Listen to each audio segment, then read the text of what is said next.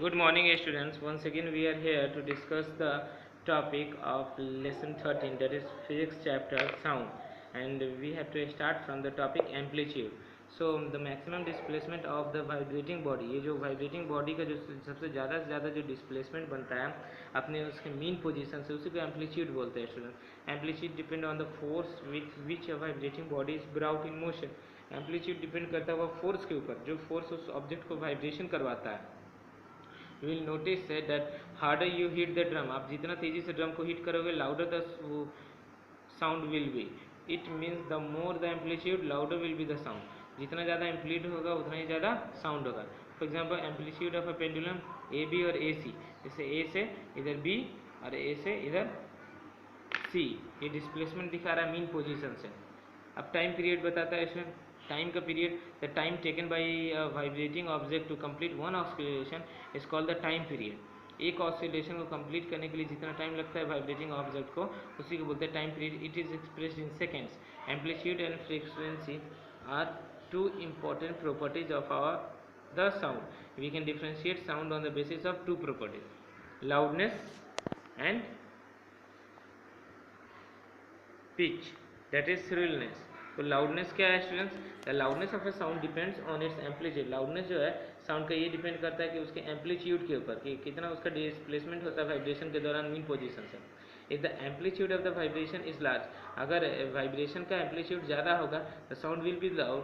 However, if the amplitude is small, the sound will be feeble, यानी कम होगा. The loudness of the sound is proportional to the square root of the amplitude. Loudness जो sound का ये proportional होता है square root of the amplitude. For example,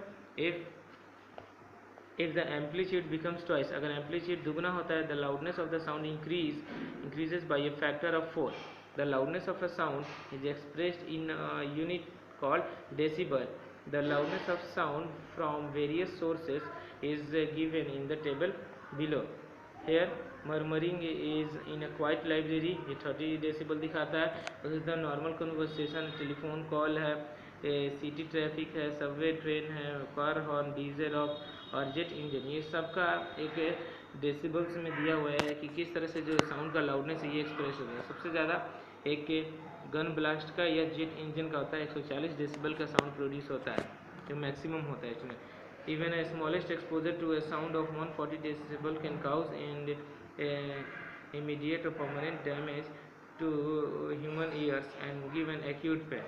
कान में काफ़ी दर्द होगा और इंसान को ईयर के ड्रम को और कान को डैमेज भी कर सकता है. 140 डेसिबल का एक छोटा सा भी एक्सपोजर होता है तो जेट इंजन के द्वारा.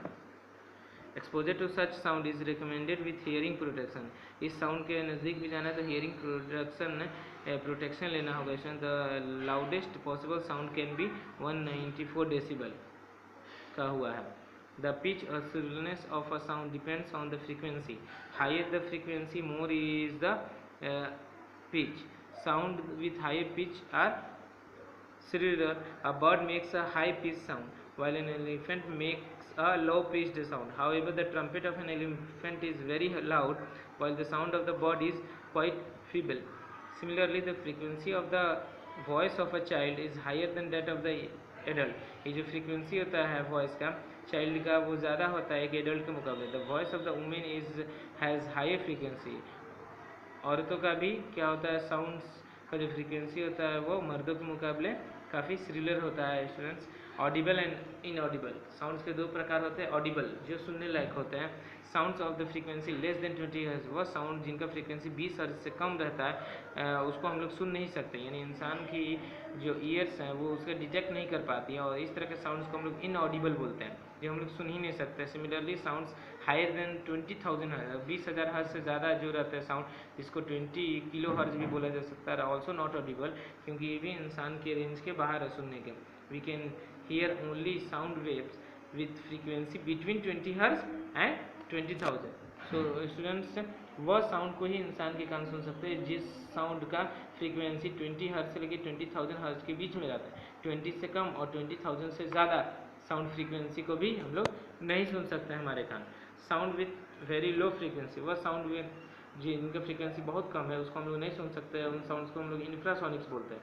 और इसी तरह सिमिलरली जो वेरी हाई फ्रीक्वेंसीज के साउंड होते हैं उसको हम लोग नहीं सुन पाते, उसको हम लोग अल्ट्रासोनिक्स बोलते हैं students. Now a human child at infancy can hear sounds below 20 hertz. एक जो इंसान का छोटा बच्चा होता है, जो बेबी होता है, वो काफ़ी छोटा रहता है, बिलो 1 ईयर स्टूडेंट्स से ही और she can hear the sounds below 20 hertz. उन्हें 20 हर्ट्ज से भी छोटा यानी नीचे का साउंड सुनाई दिया जा सकता है. In humans the hearing ability reduces with age. इंसानों में जैसे जैसे एज बढ़ता चला जाएगा सुनने की शक्ति खत्म होते चली जाएगी. Some animals such as dogs can hear sounds with frequency above 20,000 hertz. Sounds जो जैसे कुछ जानवर जैसे डॉग्स 20,000 हर्ट्ज के ऊपर वाले भी फ्रीक्वेंसी को सुन सकते हैं. The list given below the audible range of the some animals. Dogs above 40,000 hertz, cats 100 hertz to 60,000 hertz, elephants 1 hertz to 20,000 hertz, grasshopper up to 50,000 hertz, mice 1,000 hertz to 1 lakh hertz, dolphins up to at least 1 lakh hertz, and moth 1,000 hertz to 2,40,000 hertz तक का ये sound को Audible होता है इन animals के द्वारा. Ultrasonic sounds are now put to great use. अब ultrasonic sounds का यूज़ क्या है हमारे, जब हम लोग सुन ही नहीं पाते तो इनका यूज़ मेडिकल लाइन में बहुत ज़्यादा है स्टूडेंट्स. साइंस के मुकाबले in medical fields the ultrasounds waves are used to give heat to the painful joints. Ultrasounds की मदद से दर्द वाले जॉइंट्स पे हीट दिया जाता है. And also use for imaging the internal body part. और इंटरनल बॉडी पार्ट्स को इमेज निकालने के लिए ये काम आता है. In industries the ultrasounds waves are use to detect flaws in metals. कंपनियों में मेटल के बीच में के इंटरनल पार्ट्स में बीच में जहाँ पर हमारी नज़रें नहीं जा सकती वहाँ अंदर के ये मेटल्स के फ्लॉज को दरार को ढूंढ देता है. And also find their thickness. Noise and music. What is noise? The unpleasant and irritating sounds are called noise, and pleasant and soothing sounds are called music. Regular and periodic vibration produce music, and irregular non-periodic vibration produce noise. Noise pollution, students. Now the another topic is too much and unpleasant sound in the atmosphere is called noise pollution. The main sources of noise pollution are as follows: television, radio, music, ये सब specially loud speaker जो होते हैं noise pollution करते हैं. Household appliances जैसे mixture, grinder, vacuum cleaner, ये सभी नॉइज़ पोल्यूशन करते हैं students. Noise from industries using machines. Noise from heavy traffic causes noise pollution such as buses, car, trucks, trains, aeroplanes etcetera. Let us find if sound can travel through liquid. ये भी students हमने पहले बताया था कि sound liquid, solids and air तीनों से sound travel करता है. टेक अ बकेट और a bath tub, fill it with a clean water, take a small bell in one hand, shake the bell inside the water to produce sound, make sure that the bell does not touch the body of the bucket और the tub.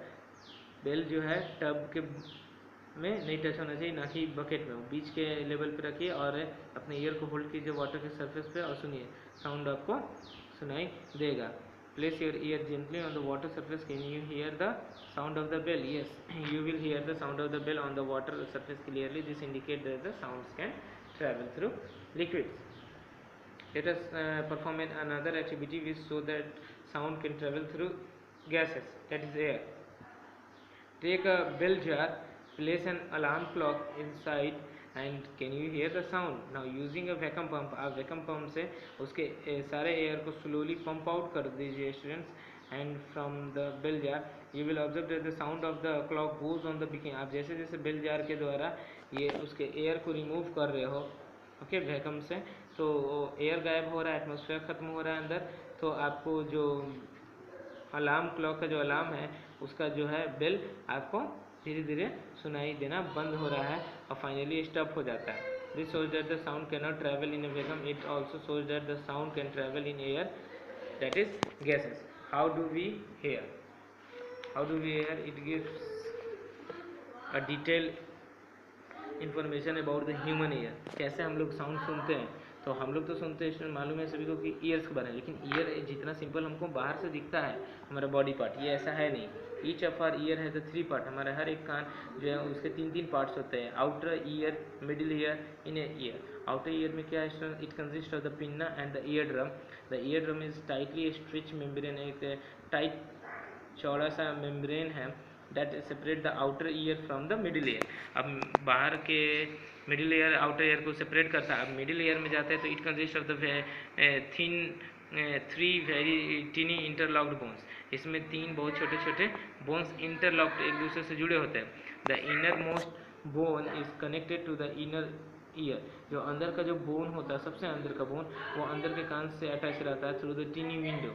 The inner ear में देखते हैं it consist coiled organ of the hearing, semicircular canals which are organs of the balance and the auditory nerve. Vibrating object cause air molecules, ये जो vibrating object है student, ये air molecules रहता है जो vibrate करता है। when these vibrations reach our ear, जब ये vibration है reach होता है हमारे कानों तक, then they are collected by the pinna, वो पिन्ना के द्वारा कलेक्ट होते हैं and funnel into the year tube, और उस साउंड्स को वो ईयर ट्यूब के अंदर फनल में भेज देते हैं। Then they this then strike the ear drum, तब ये अंदर जाके ईयर ड्रम को स्ट्राइक करते विच स्टार्ट्स वाइब्रेटिंग, और फिर आफ्टर दैट ईयर ड्रम जो है वाइब्रेटिंग करने लगता है with the same frequency. This cause the delicate bones of the middle ear to vibrate. इससे क्या होता है, मिडिल एयर का जो नाजुक हड्डियां हैं वो वाइब्रेट करती है। दिस स्टिमुलेट्स टिनी ईयर, इससे क्या होता है कान के अंदर के जो छोटे छोटे हेयर्स होते हैं वो स्टिमुलेट्स होते हैं हियरिंग ऑर्गन की तरफ आगे, and in turn sends a signal to the auditory nerve, और ये एक सिग्नल भेजता है ऑडिटरी नर्व को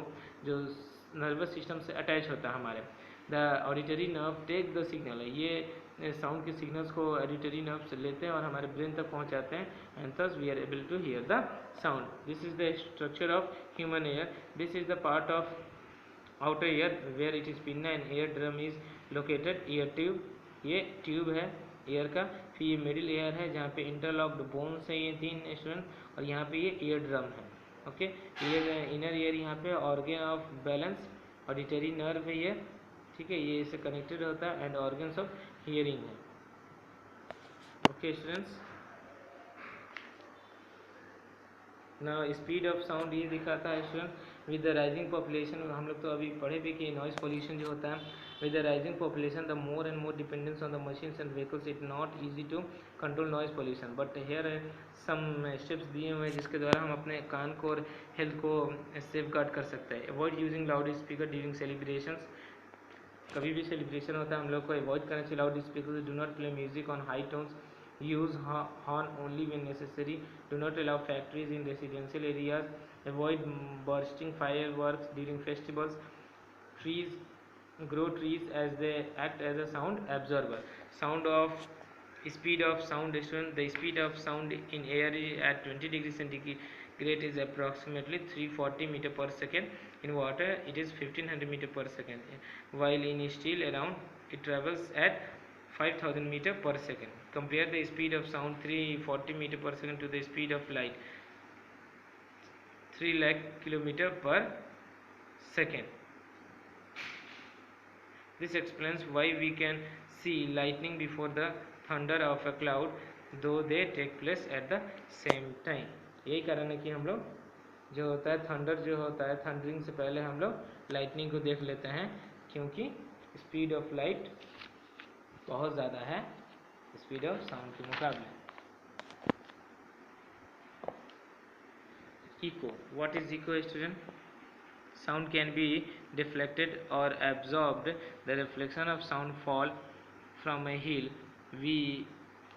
building or some other large object is called an echo. The reflection, ये जो रिफ्लेक्शन होता है साउंड का, जो ओपन या ऐसे हॉल में जहाँ पे कुछ नहीं रहता वहाँ हम लोग चिल्लाते हैं तो हमारे साउंड दोबारा और दोबारा सुनाई देता है। ये बताता है कि जो साउंड का रिफ्लेक्शन होता है अगल बगल के सरफेस से, वो स्ट्राइक करने के बाद दोबारा हमारे कानों तक सुनाई देती है। However sound does not reach a smooth surface from its reflection. The echo of a sound is used to measure the depth of ocean or sea. echo की मदद से हम लोग ओशन के डेप्थ को और सीज को ही पता लगा सकते हैं।